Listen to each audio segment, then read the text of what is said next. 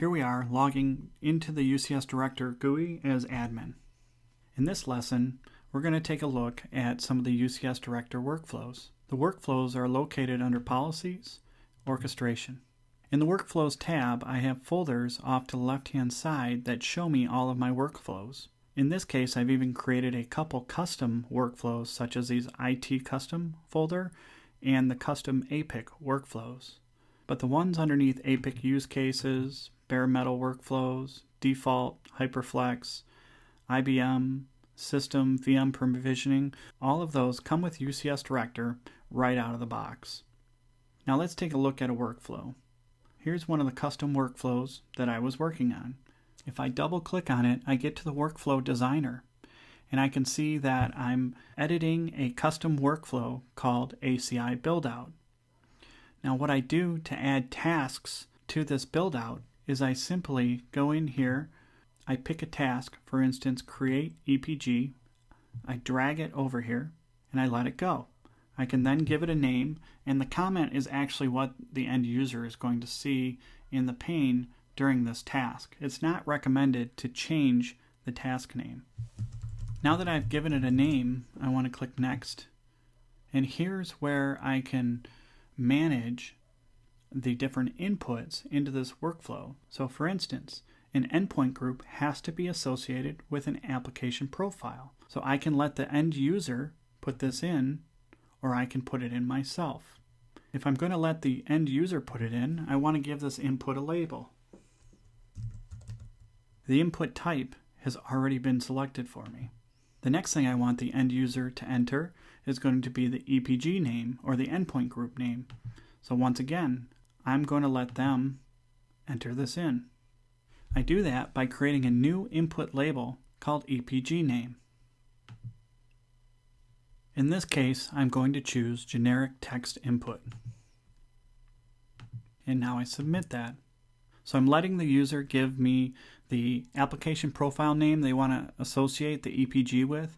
I'm going to let them give me the EPG name, and then I can choose any extra items that I want to assign as the administrator.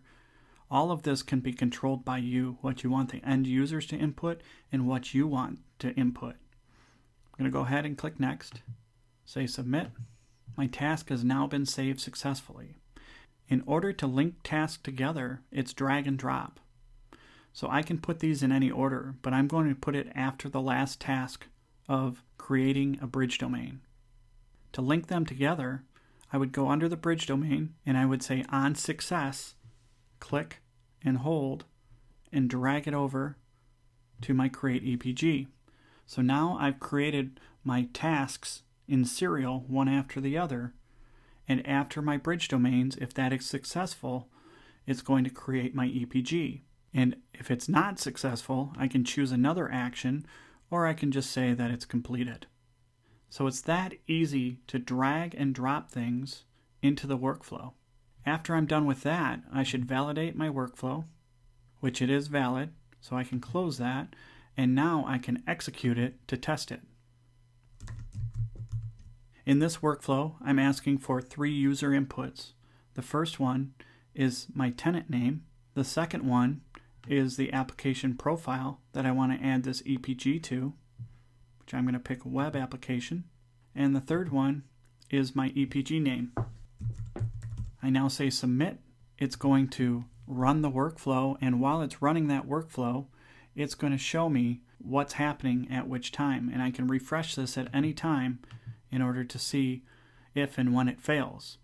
And in this case, it did fail after it created my tenant and then when it went to go create my private network. Once it fails, I can then go take a look at my logs to see what's happening in the logs. I can take a look at the different objects that were created and modified, as well as I can take a look at the input and the output specifically related to the variables as they go through each step. So in this step, where I create the APIC tenant, I can see the APIC account I'm using, the name of the tenant I'm trying to create, as well as any other inputs into the task that myself or the end user defined. And at the end of the task, I can see what some of the output variables are. So if I have a follow-up task where I want to use some of the information from the previous task, I can specify these variables and use that from the previous task. Where we failed is on the create private network. And as I look at this, and I look at some of my variables, for instance, like the input of my private network, I'm about 99% sure that that's why my task failed.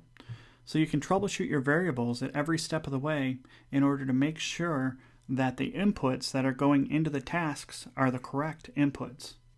You can also check the log by selecting the log and refreshing it to see exactly where this failed.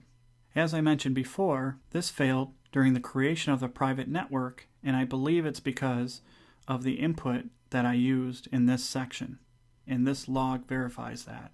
So I need to change that input so it's correct so that my workflow goes through. The other thing that I need to be aware of is that I can tie these variables into these tasks independently and statically, or I can actually declare variables before I start these tasks. The benefit of that is if I export this task and import it into a different catalog or another system, all I have to define is these higher level variables once versus having to go to every independent task and define them over and over and over again, because they may not be the same on the next system that I enter this workflow in. Now, what if I want to create a brand new workflow? Well, I can close the workflow that I'm working on, and I can just say add workflow. In this case, I give the new workflow a name, and at this point, I can pick whether it's a task by itself, or if this is a single workflow that I'm going to execute, or whether this is a compound workflow, meaning that I can call more than one workflow in order to finish a task. So sometimes you have things that you want to break up into multiple sections, which means that you not only have smaller sections to work with and troubleshoot, but also you can reuse certain workflows over and over again, even if they're not part of this larger application. If I'm creating this new workflow, I then want to pick the folder that it's going to go in, and these are my custom workflows, so I'm going to put them in my custom APIC folder. I can then define any user inputs or user outputs and hit submit. At that point, the system brings me to the canvas where I can start dragging and dropping tasks onto the canvas and designing my workflow. So it's that easy to create new workflows.